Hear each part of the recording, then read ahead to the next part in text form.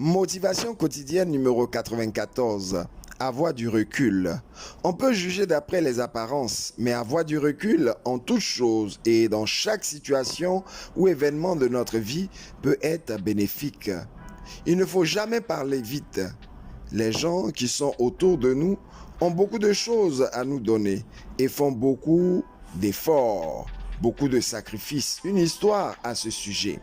Un docteur est appelé en urgence à l'hôpital pour une opération vitale. Il arrive au plus vite, change ses vêtements et se rend directement au bloc opératoire. La vie d'un petit garçon est en jeu. Avant de rentrer dans la salle d'opération, il croise le père qui gesticule dans le hall. En voyant le docteur, le père hurle. « Pourquoi avez-vous mis du temps pour arriver ? Vous ne savez pas que la vie de mon fils est en danger ? Vous n'avez aucun sens de responsabilité. » Le docteur sourit et dit « Je suis désolé, je n'étais pas à l'hôpital et je suis venu aussi vite que j'ai pu. J'aimerais que vous vous calmiez pour que je puisse faire mon travail. » Me calmer? Si votre fils était dans cette pièce, vous vous calmeriez-vous?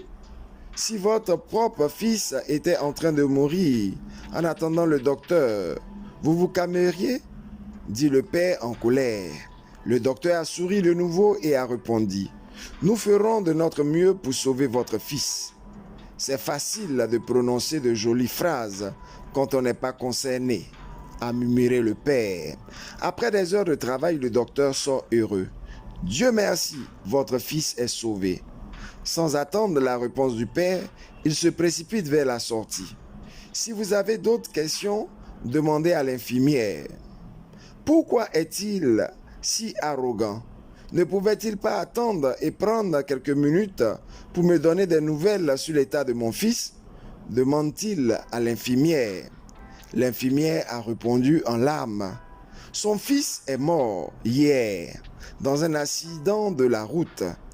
Il était à l'enterrement quand nous l'avons appelé pour l'opération de votre fils.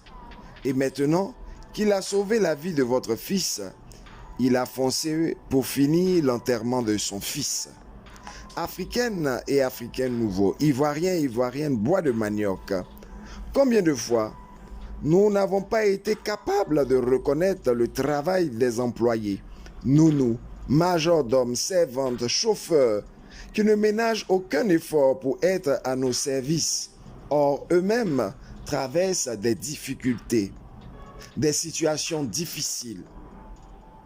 Un proverbe africain dit « L'homme bon, c'est celui qui regarde avec le cœur et non pas avec les yeux qui distrait bien souvent. » C'était ton coach Paul Blanchard-Raquet, influenceur au naturel, bois de manioc. Nouvelle idée, nouveau départ.